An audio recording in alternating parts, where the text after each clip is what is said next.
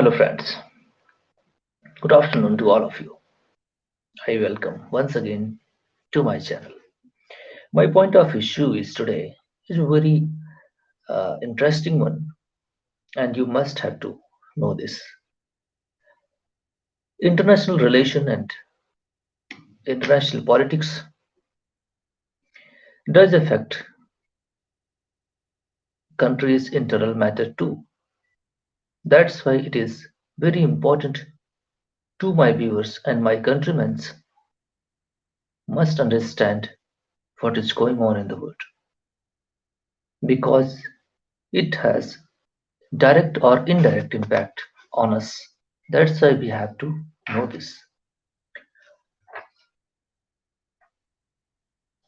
I want to discuss today two and three topics,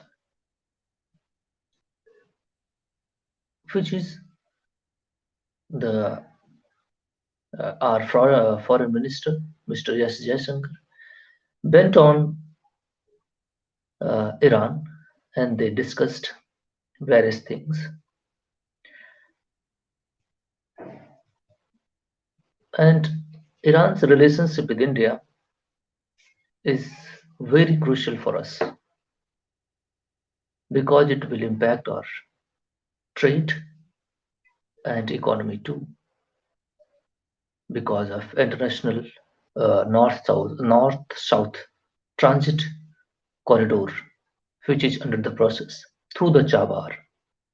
The first thing, and second thing, very recently, Iran uh, allowed it visa-free access on arrival visa uh, to India too.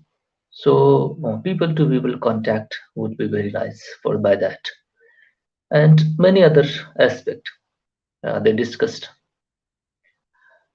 India's trade with the low volume with Iran is also going on due to the sanction on Iran. Uh, we cannot trade in high volume, so that's the reason we understand it. The second thing, the war that is looming and its direct bearing on us. It could be the Red Sea, trade barriers, that is maritime disturbance created by Houthis. So Red Sea is right now almost blocked, almost blocked, and the shipping companies derouting its going through the uh, South Africa coast regions, passing through Cape of Hope. That's a very long route and increasing the cost of export, etc., etc. It is affecting our export, as a result our internal economy, and will increase as a result unemployment too, and it will affect in the industrial growth, industrial production in India if exports gets impacted by this. And very recently, now yesterday, Iran launched an attack on Syria as well as Iraq in the west for terrorism, terrorist activities, and Mossad premises they attacked in Iraq too. And they also fired to wipe out the established, uh, uh, you know, garrison of terrorists in Pakistan too. They fired missile into Pakistan and damaged premises of uh, terrorists there. Who the hub of terrorism is the Pakistan epicenter. So that's the very reason. And my third topic that is I want to talk to you is the very relationship of Russia and North Korea, and North Korea and South Korea dispute. It is very potential one North Korea and South Korea is very potential region of a full-fledged war. And there is also threat. China can invade Taiwan for reunification. And China is also bullying the Philippines too. So this Indo-Pacific region and up to the Yellow Sea is a very crucial one. And this, if this war is, uh, if this clash converts into the war, it will directly impact our economy too. So these are the impact directly, indirectly will affect us. Very recently, the South Korea is also facing threat from North, and North is also facing threat from South. I have already made a video about the development of North Korea and South Korea. North Korea wants reunification with the South Korea, but he is saying that peacefully it is not possible. So they are bound to go for war. North Korean Kim Jong Un saying about this. And it is very uh, important to note here that the foreign minister of North Korea on 2-day visit uh, to Russia, and they have discussed press briefing doesn't came out immediately. So newspapers which is writing about various kind of topics they may have discussed, but the internal talks didn't came out because the secrecy they kept. So the only I know and the news publishers know that the Putins have been invited for to visit North Korea. So that's the one point. And they have also discussed and may have North Korea supplied missiles and artillery bombs, etc., etc., for uh, Russia, war in Ukraine. So that's their warm relationship. That's a good thing if they see, because Russia is isolated from the world, and they are feeling heat of Western sanctions. So mm, China's relationship with Russia is not effective. They are only using the uh, no area cooperation. It means the overlapping cooperation with them. But I don't understand China's word, and their intention is rightful, and they will stand with Russia. I don't think so. But yes, they are buying a lot of oil and etc. gases for their domestic purposes for economy. That's why it is helping China and Russia too. Its economy is right now performing well in the European zone. So that's the very nice thing. And India too is buying a lot of oil, etc., from Russia, helping Russian economy. But due to the sanction and etc., India is uh, not too comfortable in transactions, etc. So my point that is South Korea and North Korea is at the verge of war, and it will impact us. So North Korea leader Kim Jong Un on Monday called for the constitution to change and declare that the primary foe is the South Korea, and warned that the country did not intend to avoid war because it happened. He's saying that I don't want war, but it is right now being imposed on us.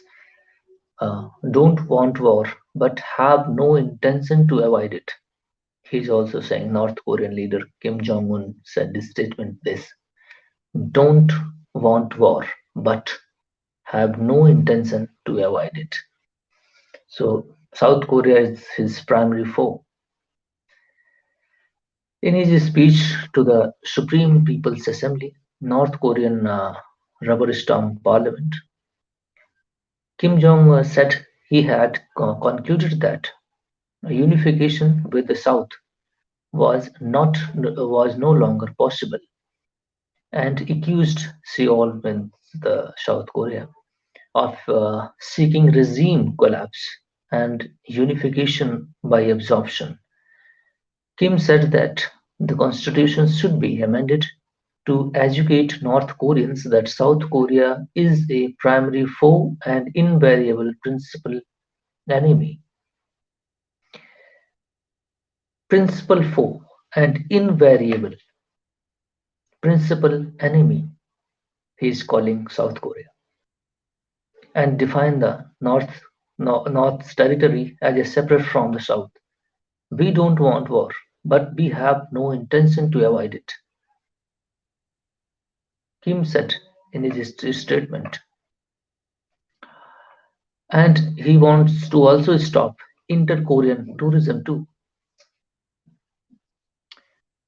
Kim's call for a constitutional change come as tensions have worsened in the south, in the Korean Peninsula recently, said a series of missile tests and a push for the Pyongyang to change how it relate to the south.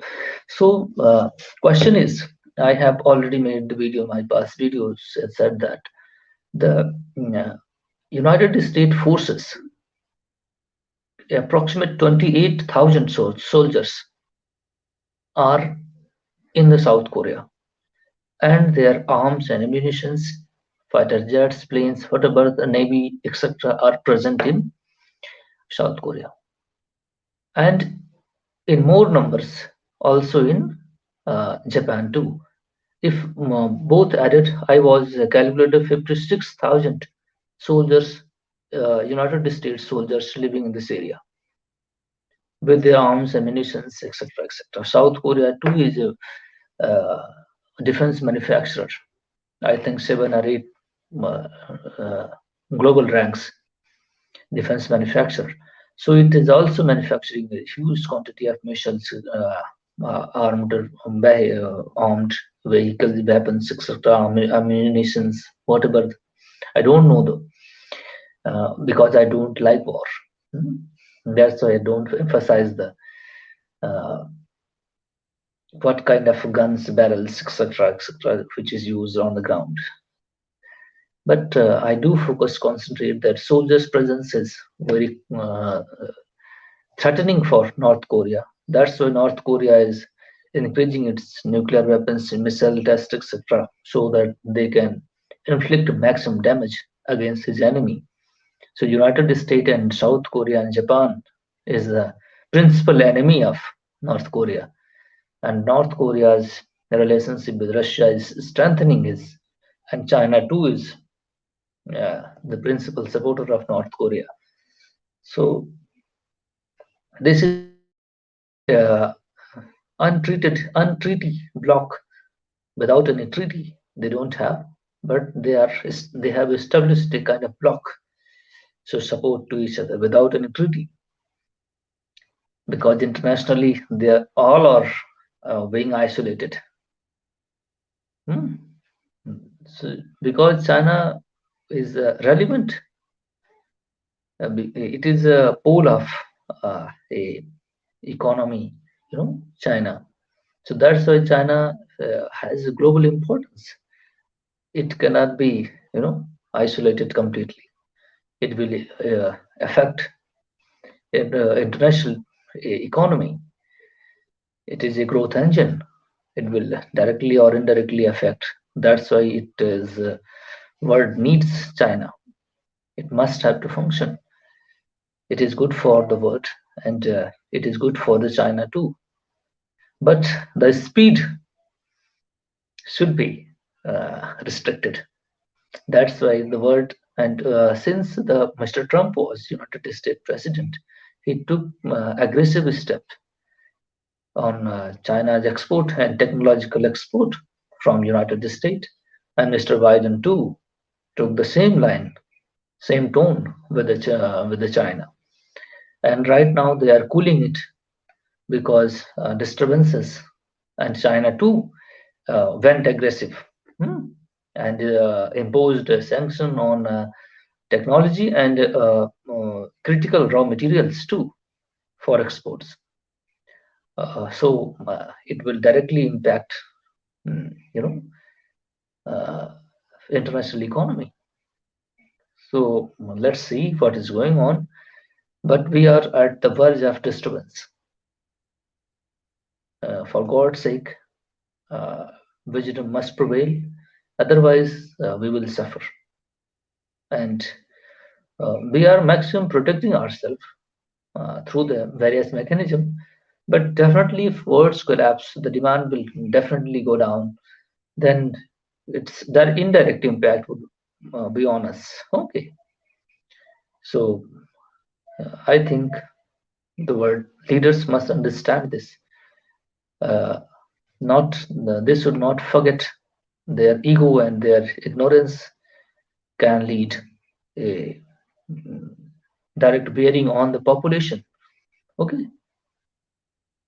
so millions people around the world, or even though half of the population living in poverty, so they will also get impacted by kind of thing.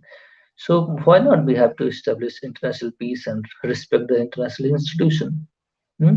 United Nations kind of institution, but these institutions are uh, being operated by the Western led and their propaganda. Whatever the system we are living right now is the Western led. After, it is not fair. I want to tell you that this system is not fair. What structure that is right now, the fabric of governance, what governance is not too fair. It is a Western led system, and we are part and parcel of that system. Just like on the chessboard pawn, being run by, kind of thing, and king is somewhere, and uh, this kind of global politics uh, right now, and unfair practices actually creating chaos in the country, in the corner of the world. So we need to be a fair system, justice system too, mm, so that the word peace can prevail. So I think the third world war would be the solution for this. After that, there may have a uh, you know the fair system. India is calling again, again, United Nations Security Council, etc. Whole entire body. You not only to include into India into the system, but I want to say the fair system must prevail. Even though genocide convention Israel is violating or not violating, I don't want to comment it.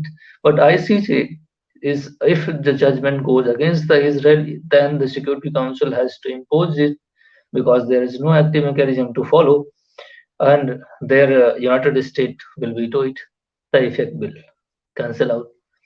So you have need reform into the international to establish the peace. So thank you very much for your cooperation, for listening. Thanks.